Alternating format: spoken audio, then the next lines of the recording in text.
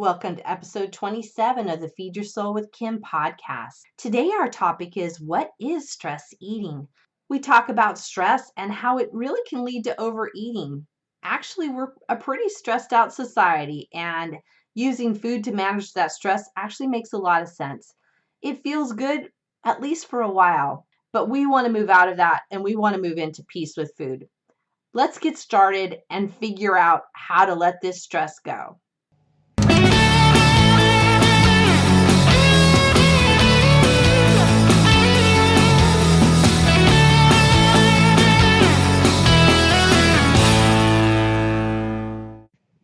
Welcome to the Feed Your Soul with Kim podcast. I'm Kim McLaughlin, your host. I am a psychotherapist, inspirational coach, speaker, and author. I help people when they're feeling frustrated, overloaded, and overwhelmed, and it shows up in overeating and overdieting. I help them move into a place of peace with food and really peace in their lives. Given all that I like to do and help people around food issues today is a big one because we are going to talk about stress eating and think about what stress eating is. As I was thinking about it and thinking about how stressed our society is, I thought about the idea that when you have things going on in your life, it really leads to this feeling of stress and overwhelmed. And I was thinking of some of the things that might lead us all to feel stressed. So imagine if your kid's sick, or you get called out on the carpet by your boss, or you feel like you have too much to do and not enough time to do it. These situations and millions more lead us to feel stressed in our lives. And that stress shows up in a lot of ways, in a physical way as well as emotional. Some of the ways it shows up in the physical is we have this tightening of our stomach, our heart pounds, we feel nervous, our shoulders are tense, and we feel uptight. And we really think that there's something wrong going on that we can't get out of. And what we tend to do when we have food issues is when this stress starts showing up, we tend to eat. And we could call that stress eating. If we want to just get some general idea about what stress is, because I've said it before that I think stress is a conglomeration of feelings. It's a lot of physical and emotional symptoms that come together that we just call stress. And I think everybody has a different idea about what stress is for them. And I think it's important for you to get more in contact about with what that might mean for you. But in general, when we look at stress is really our body's way of protecting ourselves against perceived threats or danger. What happens is when we feel stress, it leads us to feel vigilant and try and protect ourselves against this danger. We're tasked with staying focused and alert on keeping ourselves safe. If you think about perceived threat and danger in back in the old caveman days, that would be, animal was running after us, there wasn't enough food, there was something going on around us, and we had to have what we know is this fight or flight response. And that's really natural when we're in a situation of danger, that we have that physical stress response of fight or flight because we need to keep ourselves safe. And this is our body's way of engaging in that safety mechanism. What happens when we're in that fight or flight stressed response, it's our bodies get flooded with adrenaline and cortisol, and we prepare to act. We prepare to get ourselves safe, either fight or flight. And our bodies will react in different ways, or we might notice different symptoms, like our muscles are clenched, our senses are quickened, where we're kind of just in hypervigilant mode, our blood pressure rises, our heart beats faster. And these reactions are adaptive because they're useful to keep us safe, right? If we're being chased, if we're being threatened, then we want to have that kind of physical response to get us in that fight or flight mode. The problem is that our body, our nervous system doesn't know if it's an actual dangerous threat to our bodies or if it's more of a perceived threat. And when we have this perceived threat, this perceived situation that we think is dangerous, then we're constantly activating our fight or flight response. And then we're in a constant state of stress. We can't relax then. We can't be stressed and relaxed at the same time. It's a physical impossibility. So we then become involved in this kind of hyper stress mode all the time. And we really become chronically stressed, which is actually not good for our body because we're talking about all of these symptoms that we have, these physical symptoms we have. And when we live in that state of constant stress, perceived stress, or perceived danger or real danger, when we get in that stress, it wears us out. It takes over. I think this is a huge component of what goes on in our society right now. And often I think we all think it's expected that we're going to be stressed and that there's going to be a sense of that heightened hypervigilant. And I actually think that we often encourage each other and support chronic stress. I hear all the time in my office or out anywhere people asking, "How are you doing?" And then the other person will say, "Oh, I'm so stressed." And the other will say, "Oh, yeah, I know what you're talking about. It's really stressful." And we really live in this constant state of stress in our world. And we really look to it as kind of being normal. We normalize it at this point in time. And I hope in this podcast you start wondering, considering whether being in that constant state of stress is really good for you. One reason why it's not good for you, I'm going to kind of answer that question, why it might not be good for you, is that we can then tend to eat as a coping mechanism. We use food as our coping mechanism to deal with our stress. So we feel stressed and we respond by eating. What's interesting to me is when we eat these foods, we often satisfy that stress response with sugary foods, salty foods, fatty foods. And we eat these foods that we sometimes don't think we're allowed to have or we think are bad foods. And so we naturally feel drawn to them. I think it's so interesting that when we're feeling stressed, we don't tend to crave carrots or any kind of veggies or a fruit. That we tend to eat these foods that sometimes we think are bad foods, but we tend to move towards them. And I think because our vulnerability is we feel highly vulnerable. And so these are the foods that help make us feel good. That sugary food, that salty food, that fatty food, it feels good and it feels good in our tummy. So of course we're going to want to do it. What we know is stress eating really helps us relax for a certain amount of time, right? If you're feeling stressed and you eat, you feel good for a certain amount of time. I've described to my clients before that there's this time between when you eat, where you're feeling stressed, you eat, and then you're eating the food. And then there's this point in time where you don't feel good anymore, where you feel angry at yourself or you feel upset and you feel not good in your body, and then you've lost that positive feeling from that moment where you're eating to try and correct that stress response. You actually end up feeling more stressed because you tend to then analyze, why did I eat, why did I overeat, why did I eat that food? So we move into this place of having these feelings, feeling stressed, feeling overloaded and overwhelmed. We then eat, we feel good for that period of time. So when we eat during that period of time, it actually makes a lot of sense because that's what's going to help us feel good. And we get caught up in that idea that, oh, this feels good. And so we do it. And then the after effect, once we kind of come to our senses, so to speak, and we start thinking about, well, what did I just do? I feel bad about it. Then we end up having the feeling about overeating, feeling ashamed of overeating, as well as the initial issues that led to that stress in the first place. So then we're even more stressed than when we started.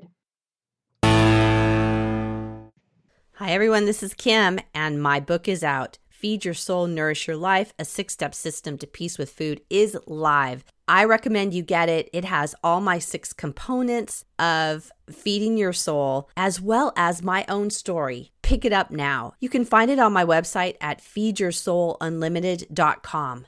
Thanks. I think it's also important to wonder why we stress eat and notice how socially acceptable it is. And we can tend to encourage each other to eat when we're stressed. And this ends up being more of a kind of a group think around stress eating. And I've found this a lot in places that I've worked. I've talked about this before about the afternoon time where if any of us felt vulnerable and one person would say, I'm stressed, I'm going out to get something to eat, it's generally a sweet treat that they would go out to eat.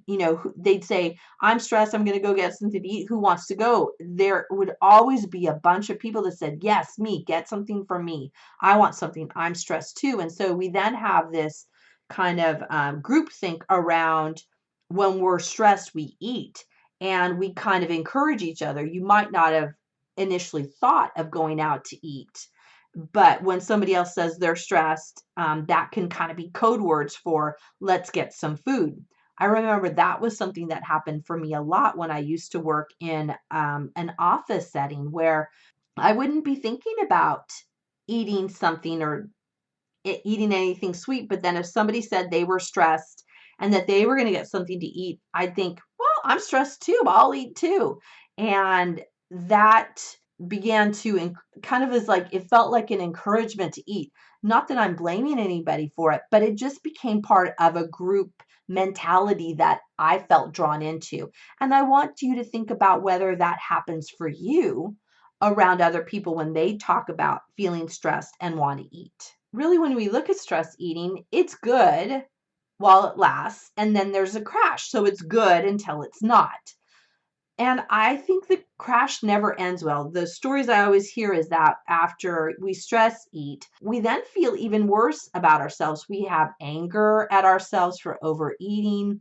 There's shame of the realization that we overate. There's this questioning ourselves saying, what in the world did I just do? Because we lost track of how much we're eating and we ate when our body didn't really want it. And we ate foods that might make our bodies not feel good. So in addition to feeling worse about yourself, what happens is you don't actually take care of the original problem. The stress that was happening to begin with didn't get dealt with. So those thoughts, those feelings, those behaviors that created the stress aren't gone. And they're actually ending up being magnified since they weren't addressed properly or even really at all. So we tried to run away from the feelings, those stressed feelings, by eating, but in the end, it never, ever works. And I encourage you to think back on any time when you engaged in stress eating and wonder for yourself, did it ever really work? Did it ever take away the stress the long term? It might have during the time while you were eating, but it didn't in the end have an effective change on the original issue, the original stress issue. So like I keep saying, I think we can agree that eating over stress will never solve the initial problem of the stress. It masks it for a while and then the stress comes back. What I think is the best way to deal with this is to deal with the stress from the start, to start noticing the stress and making it a plan of action where when I'm starting to feel stress, I deal with it. And I get that that's easier said than done because if you could have done it, you would have already been doing it. And we wouldn't even have to have this conversation, right? But we don't always have the method to deal with it. And also being stressed is highly encouraged and sanctioned in our society.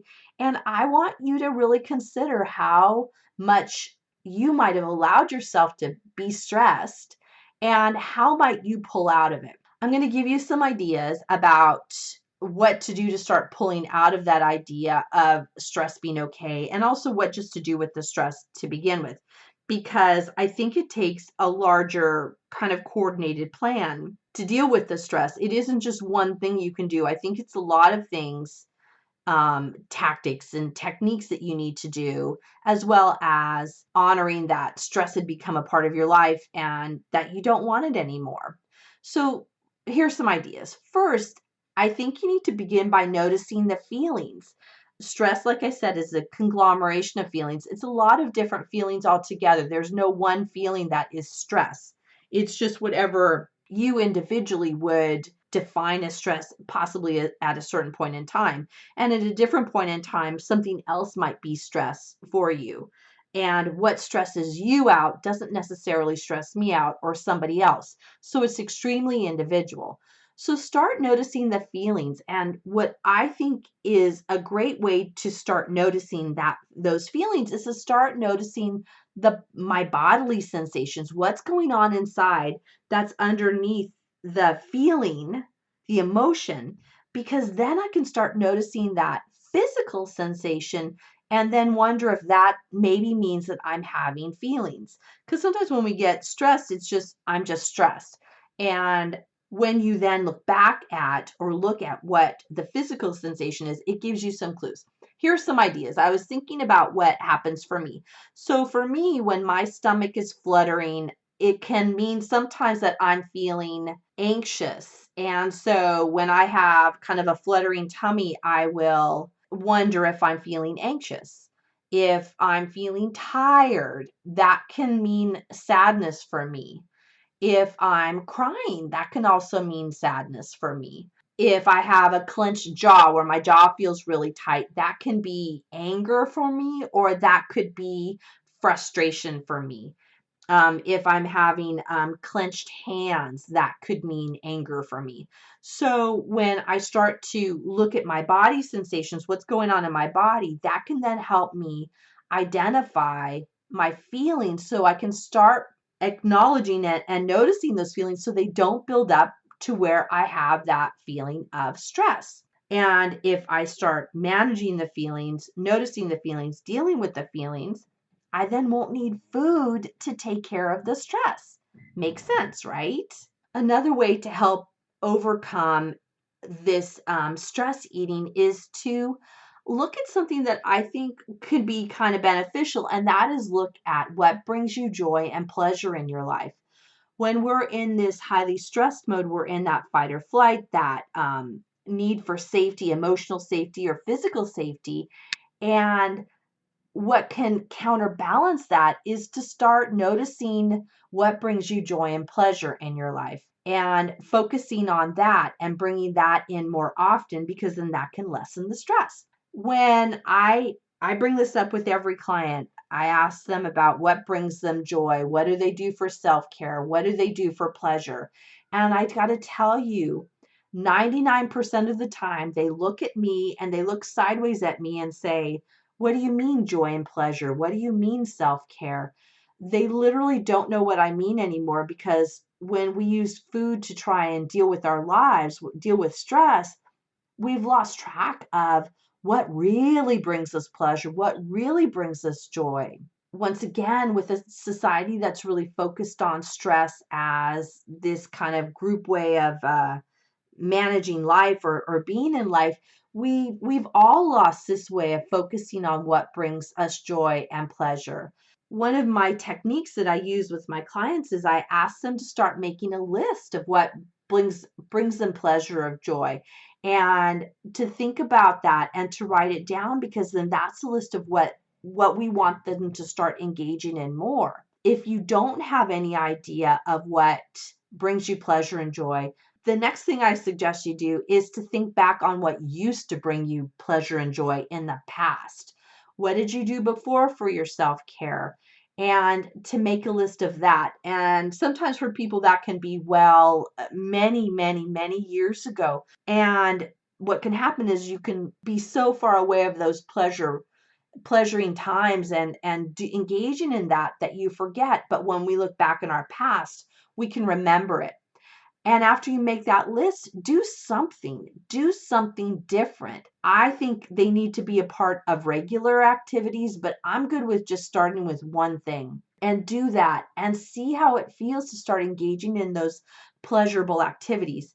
I'm not talking about having things that cost a lot of money or take a lot of time or effort. They can be things very simple like walking outside and taking a deep breath, taking your dog for a walk, sitting and watching a funny television show with a family member. Those are all things that can be really pleasurable and something that gets you doing something differently.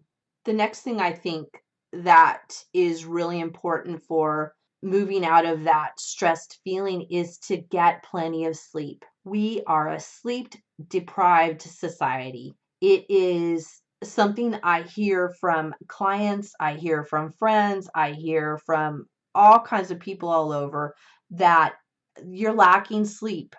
And when you are sleep deprived, you're going to feel stressed.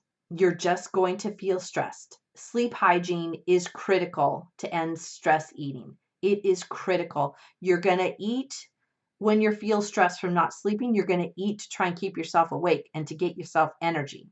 And that is not what food is about. Food isn't to take the place of you not sleeping correctly. So when I talk about sleep hygiene, that means things like get to bed on time and get up on time every day and really have a routine about what your bedtime and your wake time is.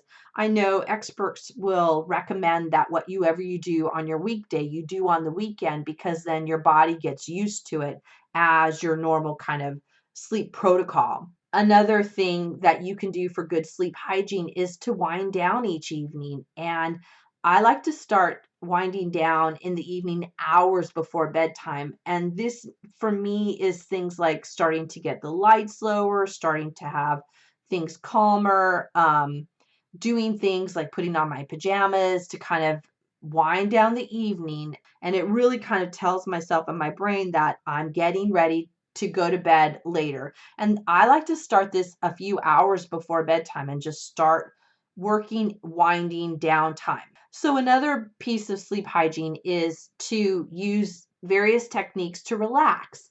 Because we can tend to have a very stress-filled day, a lot going on, and there needs to be this time of winding down. Some of the things that I like to do, and I know others like to do, is to take a bath, read a book, listening to calm music, but just things that are low and kind of make you feel calmer as the night goes on.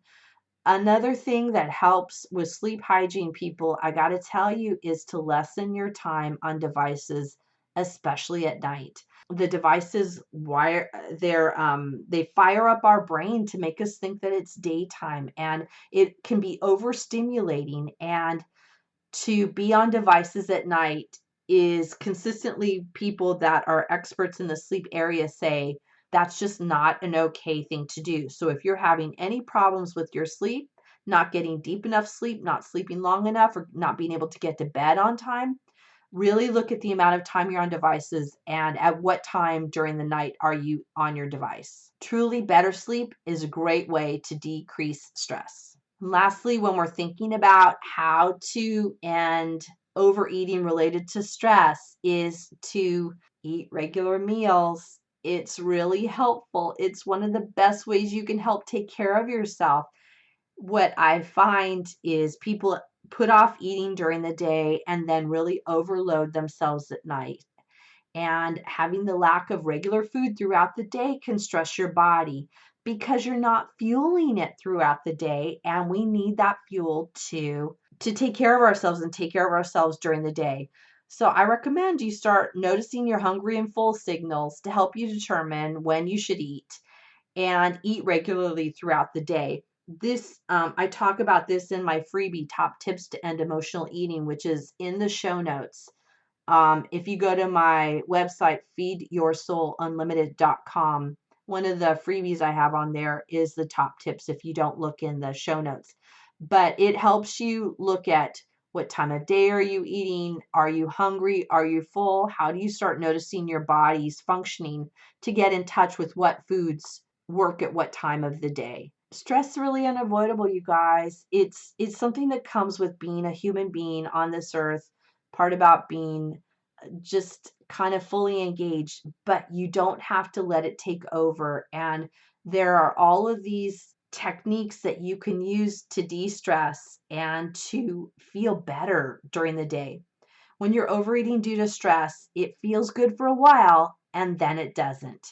So I hope you start seeing that there's an opportunity to release stress and notice it when you're drawn to that stress eating and start developing a plan to de-stress from the start. In order to make this de-stress happen, I want you to use one of the doables. And we talked about a couple of different things that you can do to overcome stress eating is notice your feelings, notice what brings you joy and pleasure, get plenty of sleep, and eat regular meals. Practice any of those this week to see how it feels for you to lessen the stress in your life. And then notice if overeating is overcoming you. Because I think what's going to happen is as you lessen the stress, you're going to find there's less overeating going on. Thank you so much for being on this podcast. I really appreciate all of you listening in. I think this is a critical issue that we all need to deal with when we're overeating. And I am so appreciative that you took the time to listen today. And I look forward to hearing about how the doables work for you. This is Kim McLaughlin, and I wish you a great rest of the week. Bye, guys. Thank you for joining us on the Feed Your Soul with Kim podcast. We come to you every Monday with fresh new ideas to help you end emotional eating and put food in its proper place as nourishment. Please be sure to subscribe to this podcast and review it and let us know what you think. Thank you for joining us.